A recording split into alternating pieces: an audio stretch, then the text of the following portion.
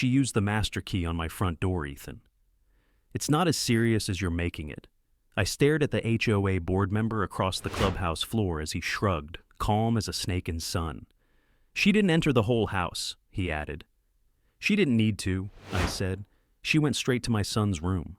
Colleen Durrett, president of the Willowmere Lakes HOA, didn't even blink. Her manicured fingers rested lightly on the edge of the podium, like she was waiting for a latte.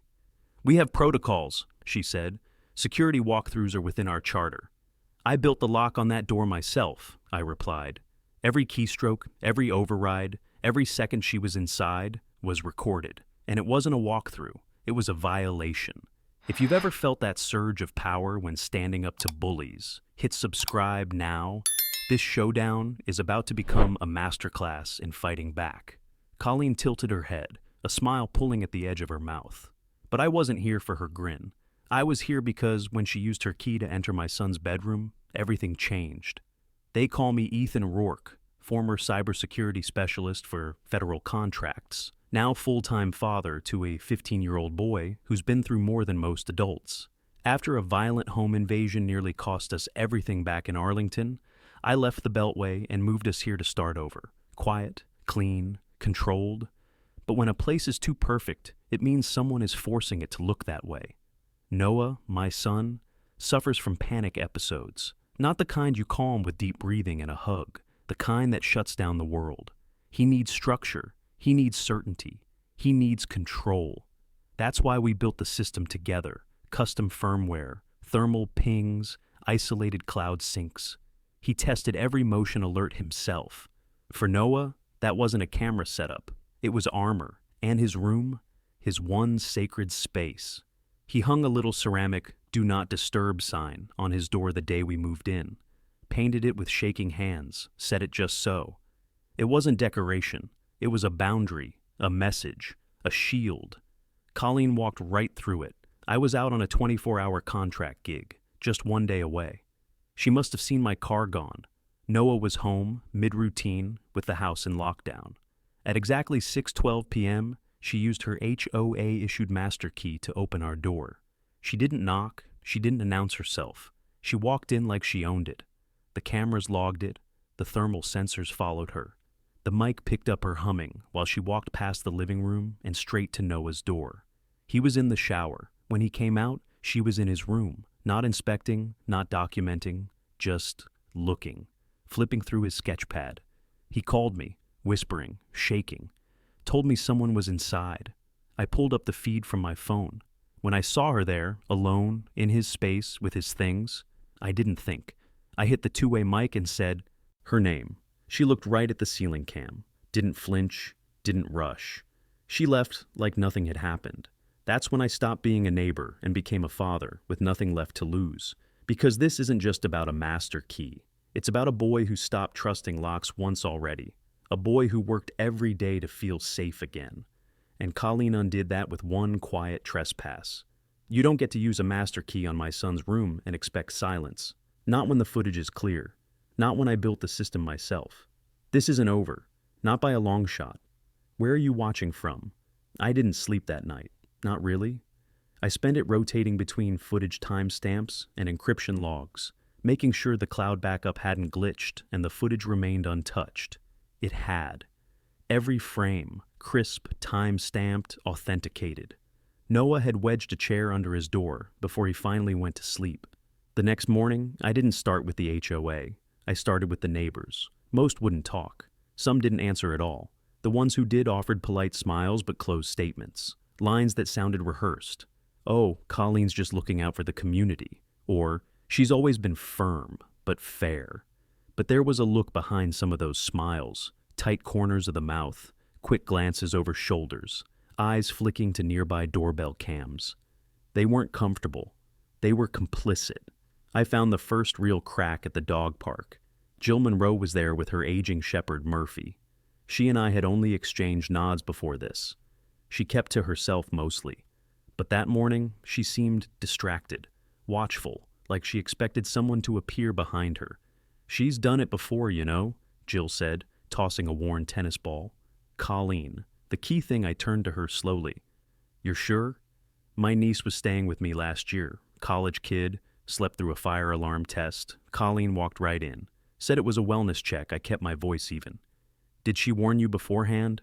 No, just logged it after the fact. Said she had authority under Article 12. Jill shook her head. That article just says they can inspect exteriors and common utility zones. You report it? Sure, to the board. Nothing happened. They said it fell under emergency discretion. I didn't press it, but I should have. We stood in silence for a beat as Murphy settled near the bench, panting. Jill sighed. I'm sorry about your boy. He shouldn't have to carry that. He's carried worse, I said. But this was a line.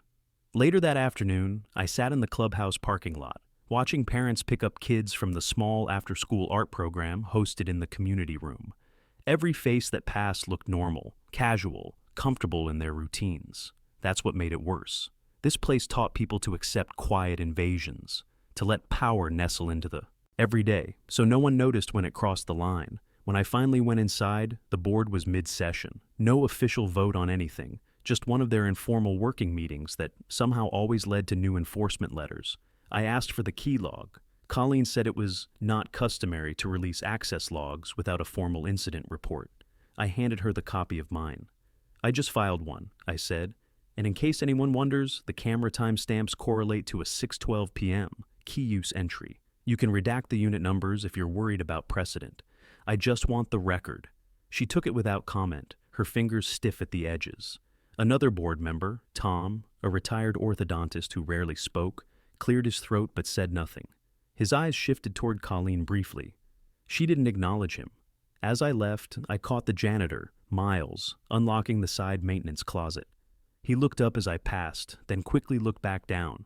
His body tightened just slightly, like he wanted to say something but hadn't decided if he could.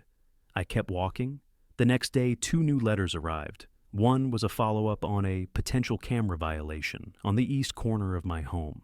They said the camera might point too close to a shared walking path and could violate privacy rules. The other was a reminder that non-approved home security systems might interfere with community harmony and violate design standards. Both were signed by Colleen. Neither mentioned the incident. They were trying to shut me up, bury me in policy while pretending nothing had happened. But I don't bury easy. I documented every letter, every call, every login. And I started asking quieter questions to the people who avoided me at first.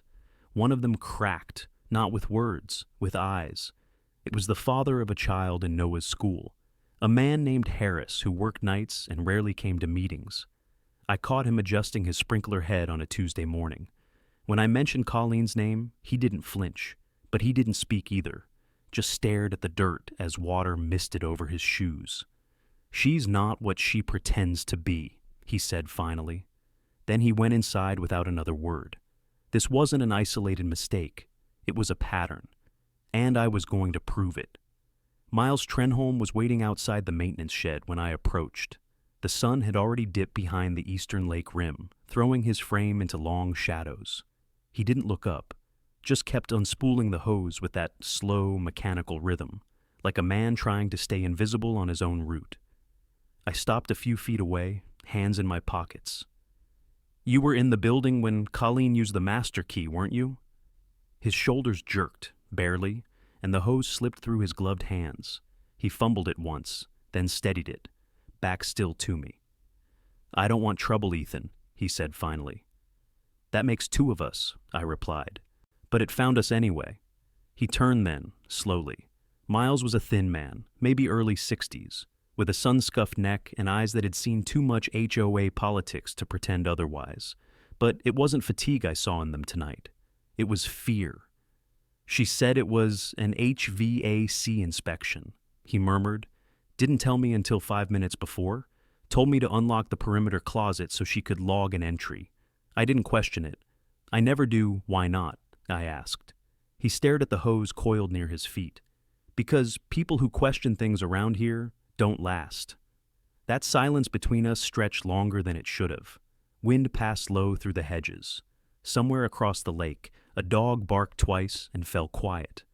She went in alone, I said, into my house. My son was home. She used the key. His mouth twitched, but the rest of his face didn't move.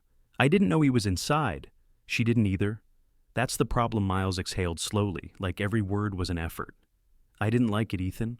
I didn't like the way she looked when she came out. Didn't say a word. Just walked past me, got in her car, and drove off. That tracked. Colleen never lingered once she thought her power had spoken. I stepped closer.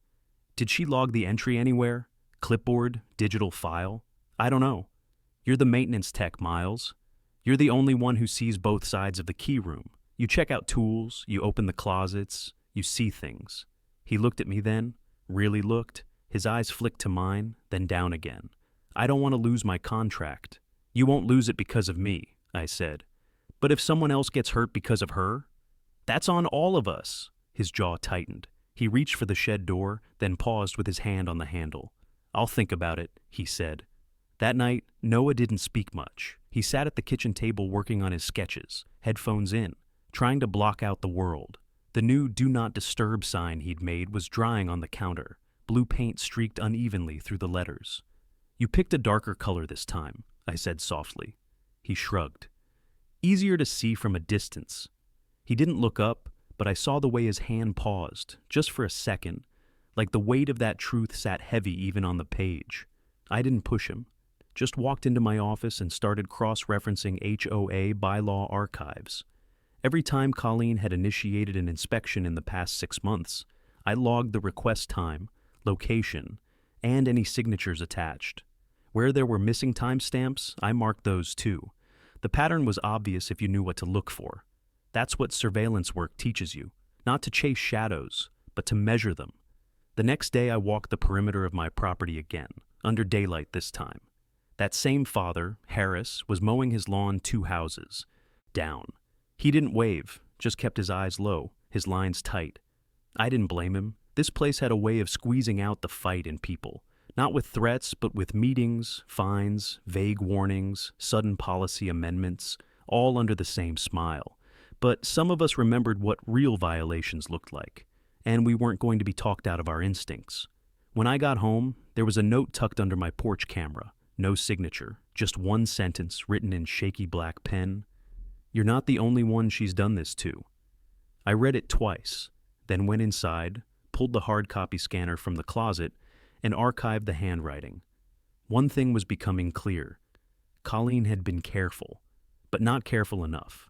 The violation notice came wrapped in corporate beige, taped to my front door like a threat that didn't need to knock. I peeled it off slowly, scanning the block-typed lines with one hand while holding my coffee with the other. Formal notice of non-compliance, unauthorized surveillance equipment.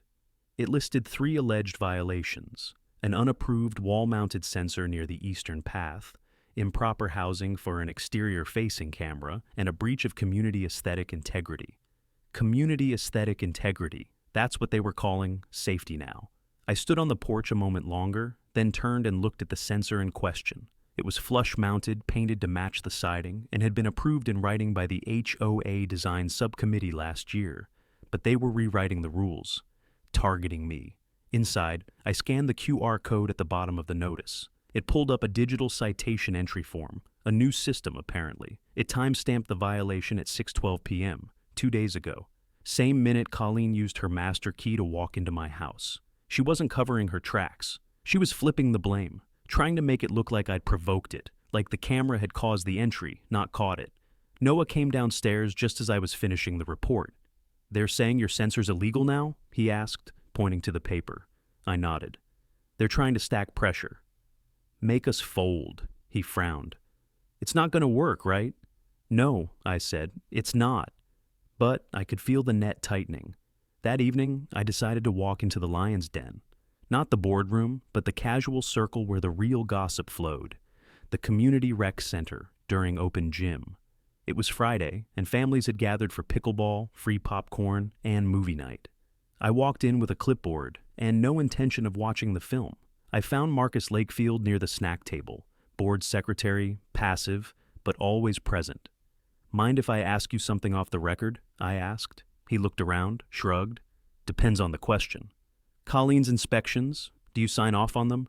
He sipped his soda, avoiding eye contact. Sometimes, if it's scheduled. This one wasn't. No schedule, no notice. He tapped his cup with his fingers, rapid and nervous. Then she logged it after. Backdates happen. The software lets her override entry timestamps. I raised an eyebrow. You know how I used to work cybercrime? His throat clicked as he swallowed. Yeah, I remember. I've already extracted the logs. Her override tags are visible. I just need confirmation from someone on the board. His eyes finally met mine. I can't. Not unless it comes from the board itself, meaning her. He didn't reply. Just turned back toward the snack table. I left before the credits rolled. Back at home, I opened the case file I'd begun assembling. Footage, backed up. Door log, downloaded. Infrared timeline, verified. All time-stamped, all legal. I started writing a technical brief, plain language, digestible for a jury, but precise enough to be unshakable. The goal wasn't to convince the HOA.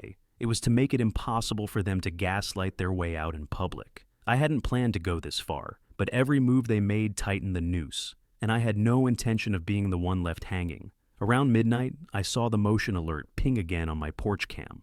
I pulled up the feed. Someone was walking their dog past the house, but they paused, stared at my door for a long moment, then turned and kept moving. The next morning, a new email from the HOA popped up. Subject line, friendly reminder, architectural review scheduled. It was set for noon that day. I hadn't requested one. I opened the HOA portal and found that my home had been flagged for irregular exterior modifications under Article 6, though the article hadn't changed in 2 years. The review committee, Colleen of course, and Tom, and Marcus, the same faces. I canceled the request officially, then printed the auto-generated review confirmation anyway. Paper trails mattered, especially when people pretended the trail didn't exist. They were escalating, fast, which meant I had to stop playing chess with gloves on. It was time to turn the camera outward. I spent the morning dissecting their timing.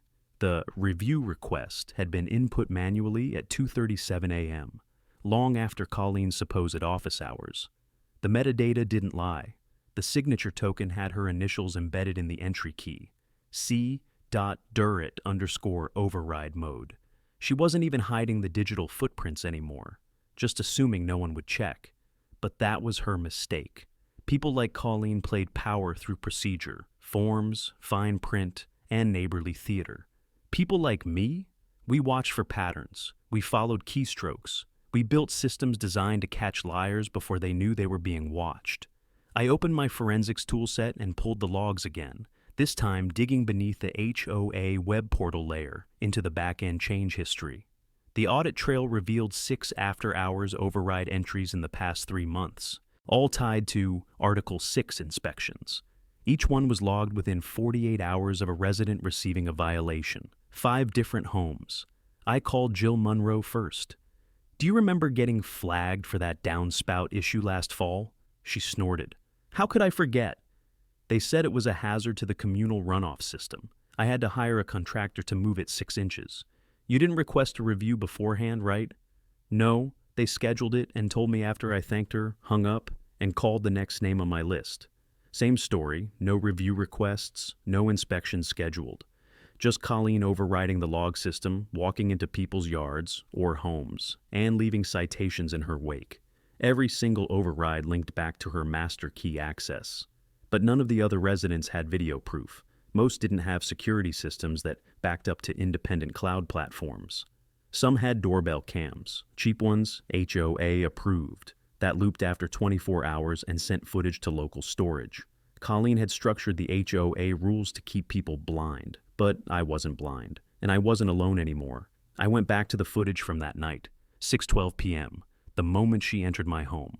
I'd already flagged it, cut it into secure clips, watermarked with digital hash stamps for chain of custody. But now I focused on something else. The audio. Most people forget that ambient sound matters. I enhanced it slightly, just enough to make out the rhythm of her steps on the hardwood, the rustle of paper, and then something new. She muttered, barely audible, but there. Still don't lock this one, stupid kid. I paused, rewound, ran a filter. There it was, clearer now. She hadn't just entered, she'd done it before. This wasn't a one-time breach, it was a routine. I froze the frame as she touched Noah's sketchbook. Her posture wasn't neutral, it was invasive, leaning, inspecting, hand halfway to turning a page. Predatory. I uploaded the file set to a private legal vault, embedded timestamps and verification codes, then sent a copy to a licensed third-party digital authentication service. I'd worked with them before on corporate breach cases. They'd logged the metadata officially, certifying that no edits had been made. If Colleen tried to claim the video was fake, I'd bury her with validation records. Later that day, I received an anonymous envelope. No return address. Inside was a folded printout, black and white, blurry. But I knew what I was looking at. It was a screen cap of the HOA's key checkout log. It listed dates, times, reasons, and initials. 3 entries had HVAC follow-up next to Colleen's name. One of them matched the night she entered my house. Another matched the day Jill's niece had been found asleep. The third, a week ago. Address, redacted. Whoever sent it had access. But they were scared. That meant someone else in the system was watching her too. I cross-referenced the timing with server ping logs on my security grid. I hadn't even planned on matching those, but the numbers aligned.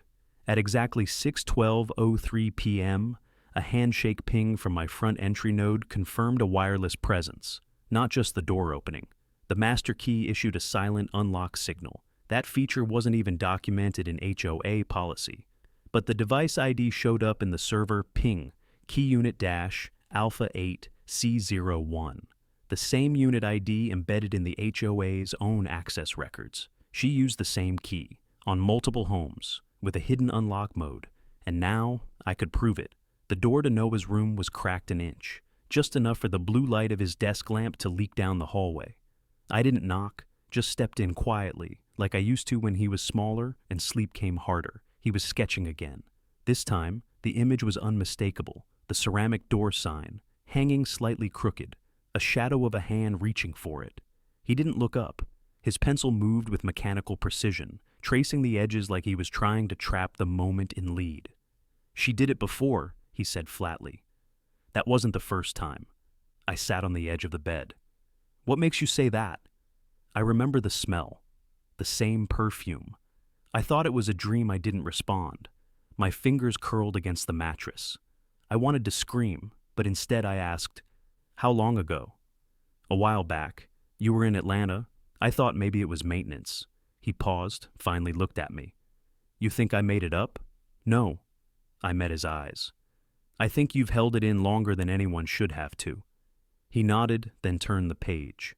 That night, I didn't sleep. I built. I activated backup subroutines in the server grid and created a redundancy archive that synced every 20 minutes to an external legal vault.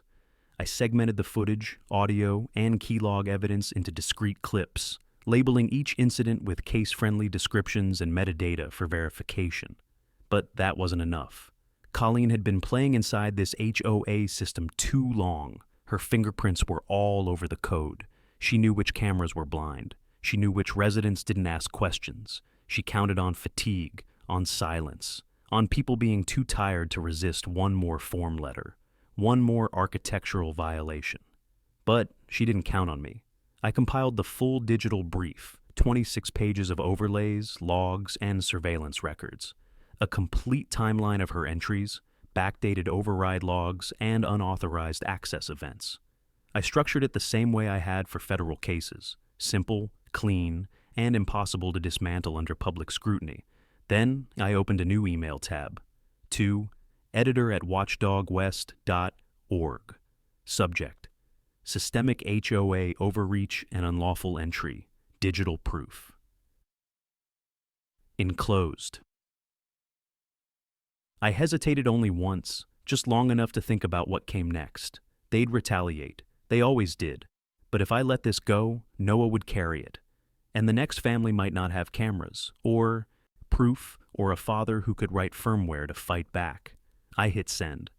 The next morning, the sun hadn't fully risen when I saw it. The review scheduled placard staked in my front yard.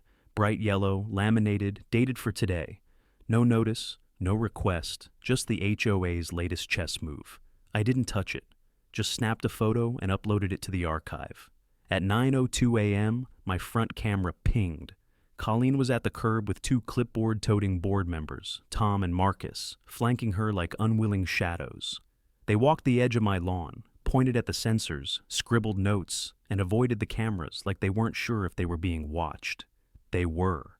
At 9:11, Colleen approached the porch. She didn't knock, just stared at the camera and adjusted her sunglasses. "Your surveillance is out of compliance," she said aloud, not to me, but to the lens.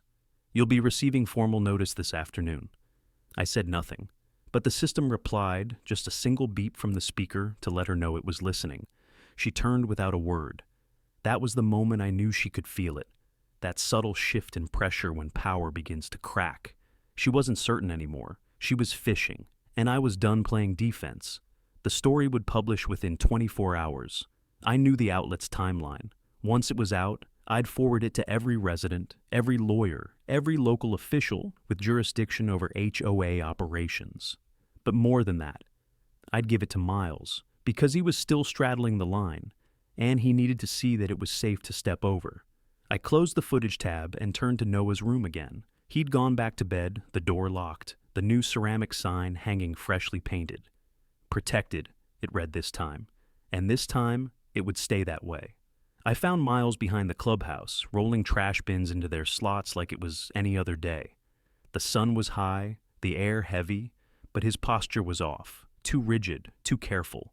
He'd seen the story. The article dropped that morning. HOA president caught on security footage using master key without permission. It was already climbing. Local forums were lit. 3 residents had forwarded it to me before I finished breakfast. Miles didn't look up when I approached. "I didn't use your name," I said. "No mention of where the records came from." He paused, one hand gripping the lid of the last bin. "She's already been in my ear," he said quietly. "Said if anyone on payroll was leaking internal logs, they'd be violating confidentiality clauses. Implied legal action." I stepped closer, careful not to crowd him. "Did she ask you directly?" He nodded once. "Said she assumed the records had been stolen. Asked if I'd seen anything unusual. I told her no." He finally turned. There was something different in his face now. Less fear, more weight. Like something in him had shifted and hadn't settled. Yet. "Did I do the right thing?" he asked. "That depends," I said. "Are you done helping her cover it?" He looked away, jaw working like it was stuck between answers. "I kept a copy," he muttered, "of the full key logbook. I digitized it last year when the old system crashed. They told me to delete it after the new portal went live, but I didn't. Something felt off. Too many emergencies logged for properties no one complained about."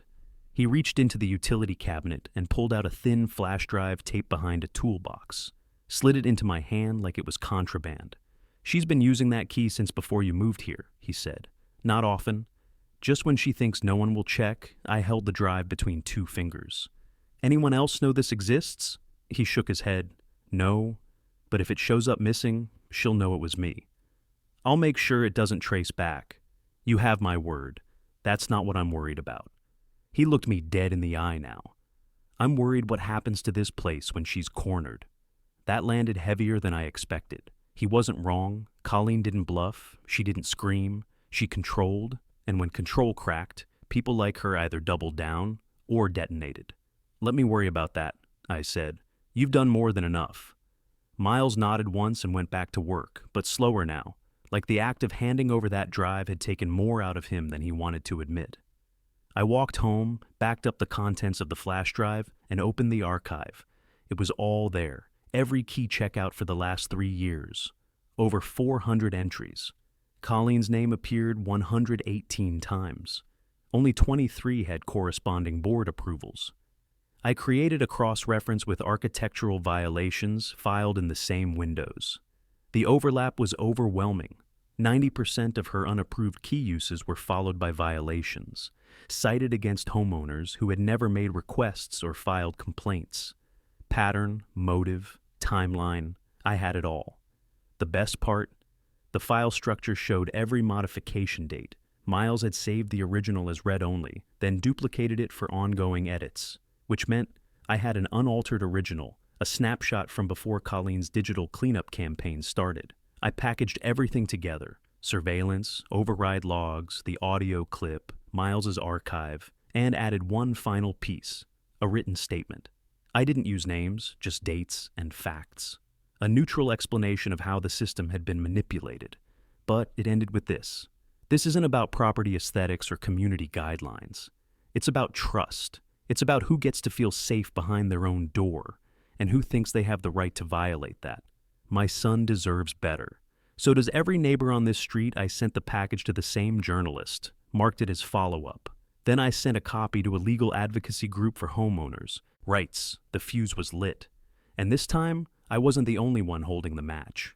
I sealed the door to my home office, pulled down the blackout shade, and laid out the full map of what was coming.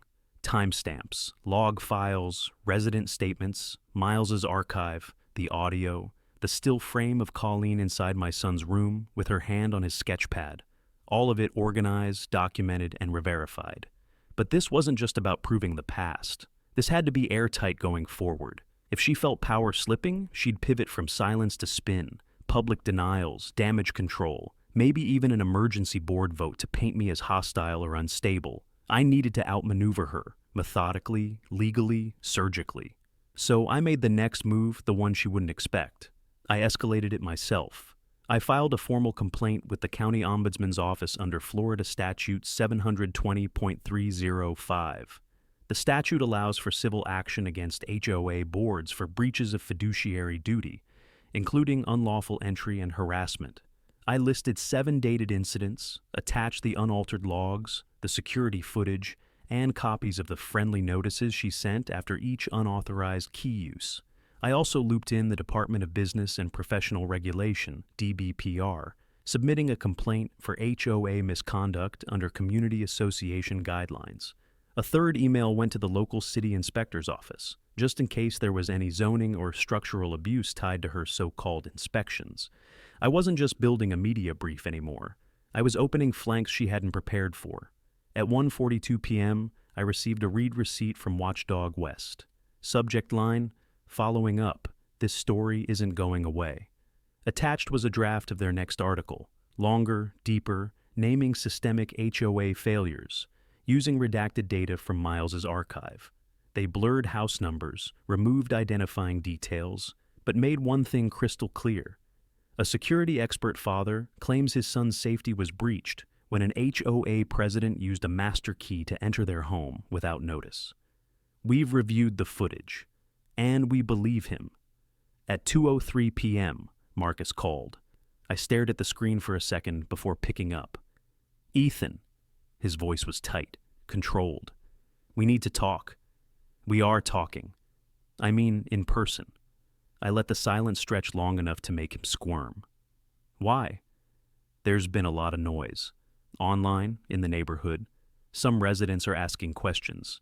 They should be." He hesitated. "Colleen's pushing for an emergency vote to suspend your association privileges." "For what?"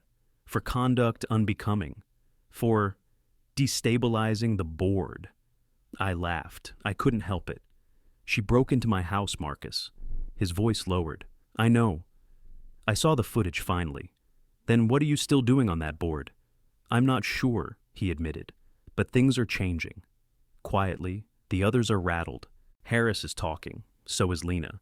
A few residents have banded together to call for a special session. "Not enough," I said. "She'll block the motion if she sees it coming." "Then what do you suggest?" "Give her rope. Let her tighten it herself." That night, I printed the full evidence board, not just digital files, hard copies. I mounted them with red thread and push pins across a portable presentation board like I used to do during forensic briefings. I labeled every entry with time, date, and violation code.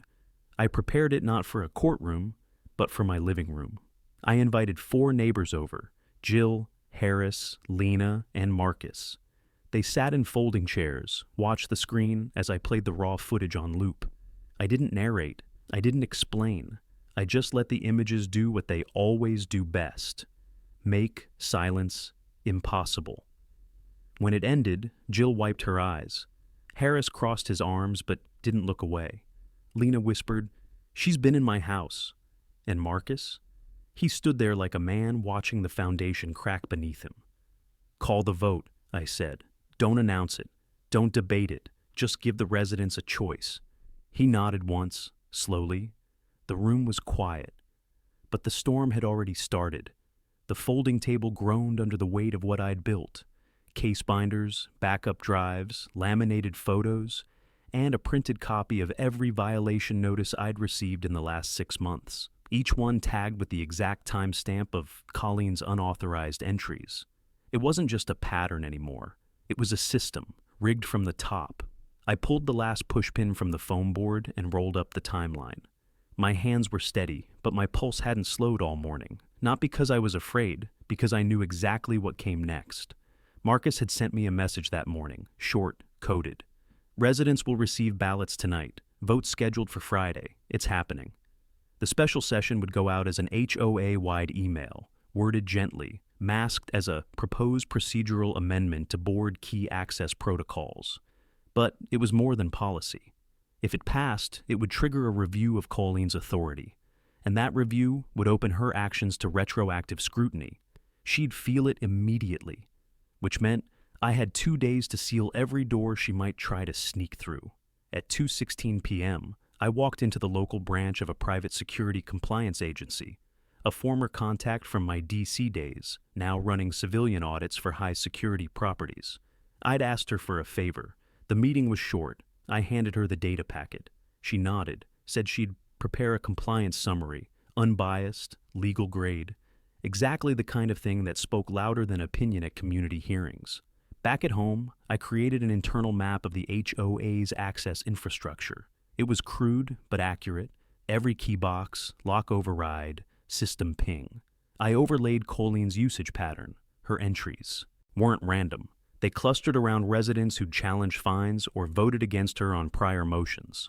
Punishment disguised as procedure. By dusk, I had 3 additional residents confirm she'd entered their side yards without notice. One had a toddler. Another kept insulin refrigerated near the breaker panel. She'd claimed both were safety inspections. Neither had reported a hazard. At 7:22 p.m., a neighborhood dad named Omar messaged me. Saw the article. She opened my garage last month, said the paint color didn't match HOA records. I asked if he had footage. He didn't, but he had the letter, and a photo of her standing outside the door, clipboard in hand, close enough. By 9 p.m., I had every file arranged. 2 sets of drives, one for the HOA board, one for the residents. I prepped a simple PowerPoint version, bulletproof, visual, and in plain language. I wasn't going to talk down to them, but I wasn't going to let her spin legal fog either. This wasn't about law anymore. It was about trust, and Colleen had broken it, quietly, repeatedly, and without apology. Around midnight, I activated a temporary automation script on my home network. If someone accessed my porch, if the lock override feature was triggered again, if any silent entry was attempted, the system would send an immediate backup of all evidence to 3 separate off-site servers, just in case. I stared at the screen a long while after the code compiled, not because I doubted the system, because I couldn't believe how far we'd come just to protect the locked door. I checked on Noah. He was asleep, arms wrapped around his old sketch pad. His new sign, protected, hung straight, centered. It hadn't moved since he placed it. I left his door open an inch, the same way he used to, back when trust felt like a thing you could leave on a doorknob. Then I sat in the living room and waited. Not for her. For the moment, the board and the community would see everything laid bare. Because I wasn't just building a defense anymore, I was building a reckoning. The sun was barely up when the flyers started appearing. Neatly folded, slipped into mailboxes and porch chairs, weighted down with smooth stones like it was a thoughtful gesture, printed on glossy paper with HOA letterhead, Colleen's signature at the bottom. A message from your board president. Stop the spread of misinformation.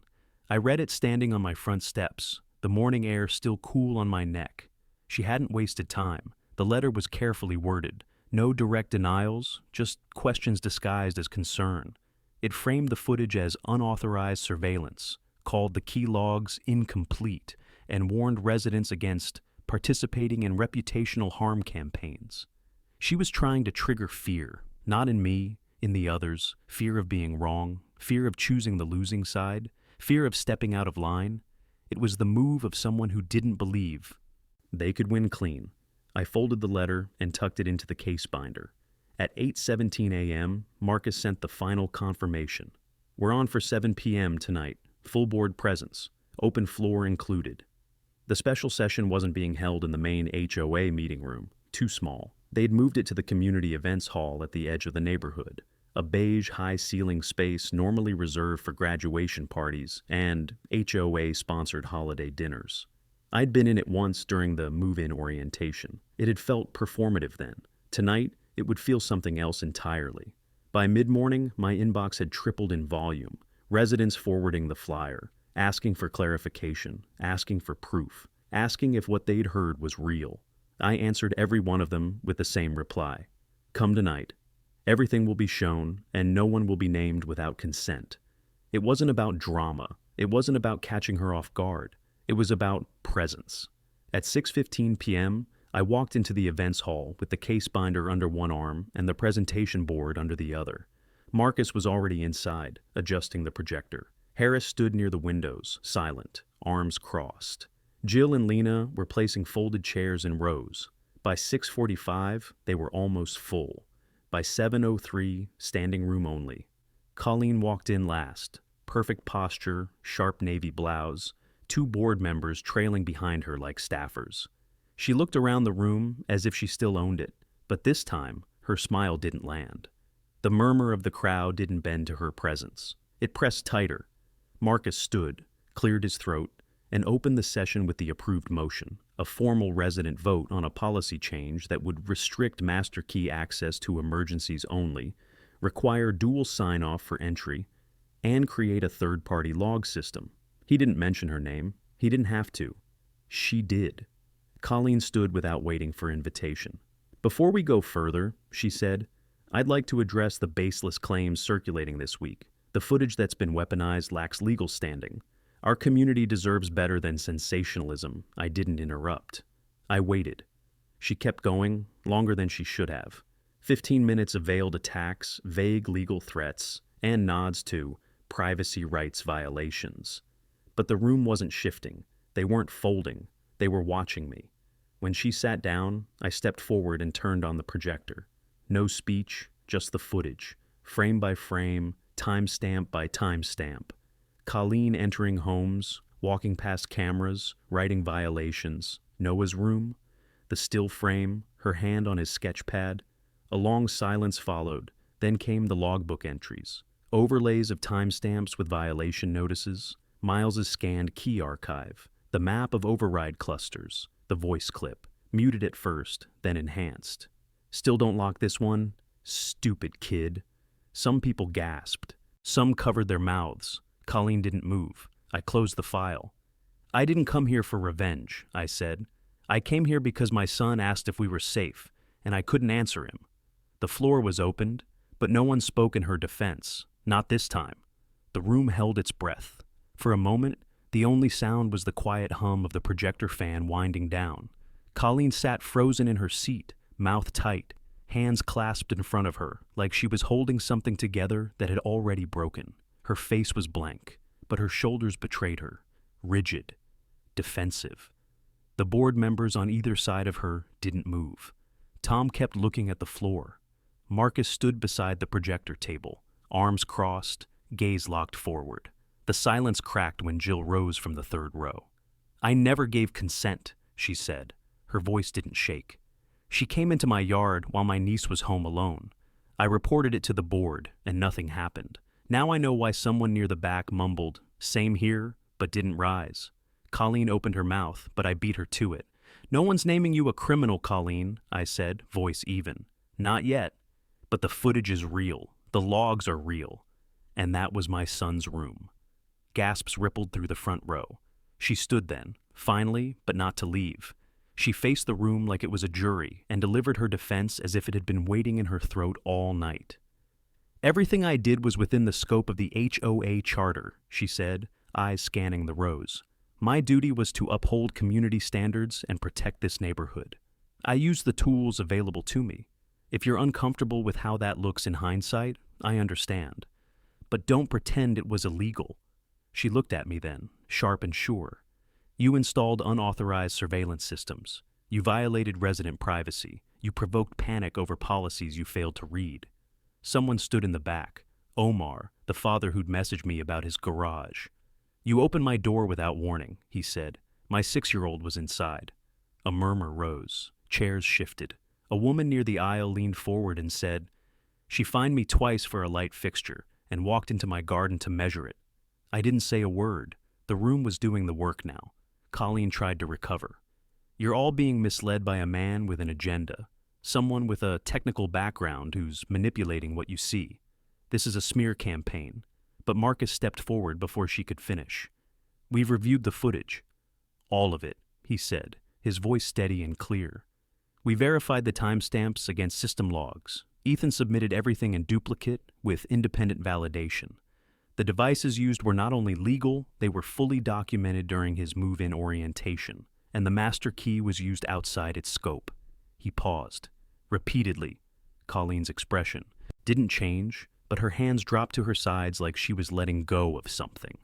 The vote began without ceremony. No one rushed. People sat with their thoughts, with their memories, with the parts of the story that weren't mine or Noah's, but theirs. And one by one, they checked the second box. When it was over, Marcus tallied them aloud at the front of the room. His voice was calm, procedural, but I watched his hands, steady. Final count, 82 in favor, 4 opposed. He looked at Colleen. You are hereby suspended pending review, effective immediately. She didn't speak, didn't shout, just turned, gathered her binder, and walked out the side door like she was leaving a PTA meeting early. No apology, no last word. Just the sound of the lock clicking as it shut behind her. I stood still. People came up to shake my hand, ask about the footage, offer thanks or support. But I barely registered it, because somewhere in the echo of that quiet vote, I realized something. The room had changed, not because they'd chosen me, but because they'd finally seen her. The next morning, the neighborhood was still. No trucks, no clipboard walks, no fluorescent vests pacing driveways. Just sunlight on lawns and the quiet click of sprinklers rotating through their cycles. For the first time in weeks, I didn't wake up to a notice taped to my door. I made coffee, but it sat untouched. Instead, I stood at the front window, watching Noah on the porch. He was painting again, not sketching, not erasing, just filling in color on the new ceramic sign. He'd added gold around the word protected. It shimmered slightly in the light. When he caught me watching, he didn't look away. He smiled. There were no fines today, no emergency emails, no new rules introduced overnight. The board was reconvening in 2 weeks to begin reviewing Colleen's violations and rewriting the key access charter with outside legal counsel. Miles would be present. Marcus had confirmed the vote would be transparent, with an independent moderator. Residents would receive transcripts of all past master key uses, and every HOA-issued override key was now accounted for and locked in a new 2-signature cabinet system. And as for Colleen, she'd lawyered up. But the silence spoke louder than any suit. The second article had gone viral, then the third. Regional outlets picked it up. The footage made it onto a homeowners' rights segment on morning news. A local lawmaker even commented publicly on the urgent need for HOA reform in gated communities across the state. It was bigger than me now, bigger than our little block of clean sidewalks and ornamental lakes. But it hadn't started big. It started with a locked door, a kid who couldn't sleep without one, and a man who promised to make sure that door stayed closed. I heard the soft creak of Noah's chair as he stood up. He walked to the porch rail, held up the sign to let it dry. Then he came back inside, barefoot, quiet, relaxed in a way I hadn't seen in months. "Think we'll stay here a while?" he asked. I nodded. "I think we just started staying." He didn't say anything else, just went to the kitchen and poured cereal like it was any other Saturday. Later, I checked the last of the system logs. Nothing had tripped overnight. The silent ping sensor I'd set up in the key cabinet room, just to be sure, was inactive. No anomalies, no red flags. I encrypted the archive one final time and slid the hard drive into the back of the closet, where it could stay untouched. Evidence becomes memory when justice is done. I walked outside as the sun rose higher. A few neighbors waved. One man I didn't recognize nodded at me from his car and said, "Nice job, man." He didn't stop. He didn't have to. The damage was done. But so was the reckoning. Willowmere Lakes would remember that night in the events hall, not because someone shouted or flipped tables or stormed out crying, but because the evidence was undeniable, because a child's door had been crossed, because a pattern had been exposed by someone who refused to be quiet just to keep the peace, and because the board didn't protect its power, it protected its people. It was the only reason HOAs were ever supposed to exist. That evening, Noah and I took a walk by the lake. He didn't check over his shoulder, and neither did I. If you want more stories of homeowners standing up to HOA tyranny, hit subscribe right now, share your story in the comments, and let me know where you're watching from. Because some fights don't start with a scream.